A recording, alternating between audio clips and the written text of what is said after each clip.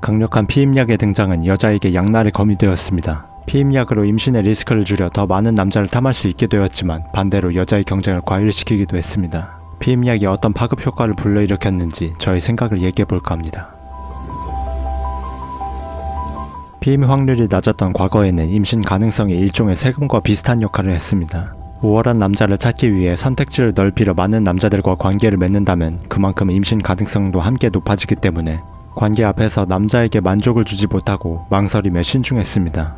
그리고 망설임과 신중함은 여자들과의 경쟁에서 뺏길 가능성을 만들었습니다.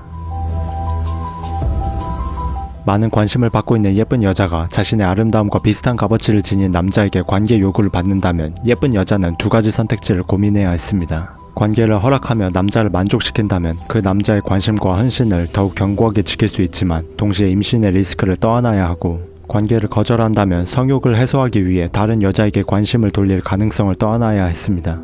반면 두 가지 리스크를 재며 저울질하는 예쁜 여자와 달리 남자의 관심이 부족한 평범한 여자는 과감하게 남자를 유혹하고 관계를 비교적 쉽게 허락합니다. 자신에게 성적 매력이 부족하다는 것을 그간 남자들의 무관심을 통해 자연스럽게 알게 되고 생존을 위해 욕심이 컨디셔닝 되니 리스크를 재가며 고민할 시간이 없기 때문입니다. 실시간으로 성욕이 쌓이고 있는 남자의 입장에서 예쁜 여자는 계속해서 관계를 보류하고 망설이고 있지만 평범한 여자가 유혹하며 관계를 허락하고 있다면 남자는 어떤 여자를 선택할지 고민하게 됩니다. 결국 성욕 해소가 점점 급해질수록 관계를 허락해주는 여자 쪽으로 관심을 돌리게 됩니다. 이처럼 임신 리스크는 남자의 관심을 재분배하는 역할을 했습니다. 예쁜 여자가 임신을 두려워하고 있는 시간이 다른 여자에게는 그 남자를 가로챌 수 있는 기회의 시간이었기에 관심의 재분배가 비교적 수월하게 돌아갔습니다. 하지만 피임약이 이러한 재분배 구조를 완전히 뒤바꿔버렸습니다. 남자마다 다를 수 있겠지만 기본적으로 남자가 여자에게 관심을 주는 궁극적인 목표는 여자와 관계를 맺기 위함입니다. 남자는 여자가 제공해주는 여러가지 만족이 있지만 무엇보다도 관계를 통해 얻는 쾌락을 가장 만족스러워합니다. 그렇기에 여자를 평가할 때 외모와 성격도 중요하지만 관계 횟수도 상당히 중요하게 생각하며 부족함 없이 관계를 해주고 충분한 만족감을 주는 여자를 고평가합니다. 이러한 점 때문에 피임약을 활용하며 거침없이 관계를 맺는 여자가 다른 여자에 비해 생존에 유리해집니다. 임신 리스크를 피임약으로 없애고 많은 남자와 관계를 맺을수록 더 많은 관심과 헌신을 받아내고 지킬 수 있으며, 피임약을 활용하지 못하는 여자는 다른 여자에게 남자의 관심을 뺏기고 자연스럽게 생존에 불리해지기 때문입니다. 많은 남자, 우월한 남자를 두고 경쟁해야 하는 상황에서 지지 않으려면 다른 여자보다 외모가 뛰어나야 했으며, 외모에서 밀린다면 경쟁 상대보다 더 많은 관계 횟수로 남자에게 큰 만족감을 제공하는 방법으로 추월해야 했고, 그에 밀리지 않으려면 경쟁 상대 또한 역시 더 많은 관계 횟수로 대응해야 했습니다.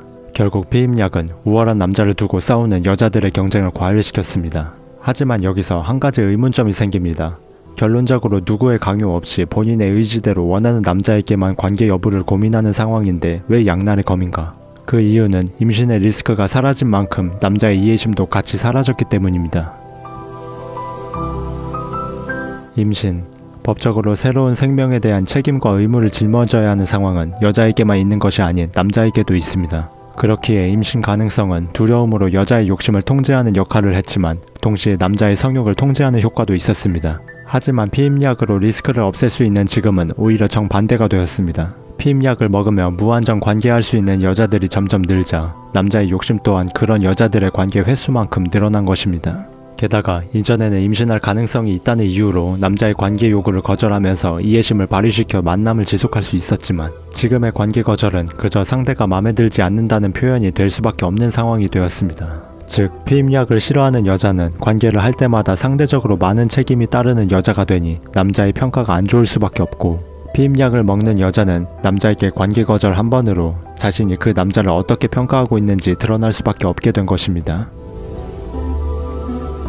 작용이 있으면 반작용도 있는 법. 방어적이고 기회가 많지 않던 시절에는 두려움이 있는 만큼 통제도 있었지만 공격적이고 기회가 많은 지금은 통제도 이해심도 사라졌습니다. 무한 경쟁 시대에 자신의 능력을 무한정 사용하는 사람이 있다면 그저 숨만 쉬고 있어도 뒤처지고 나약해질 거라고 생각하는 세상의 편인이었습니다.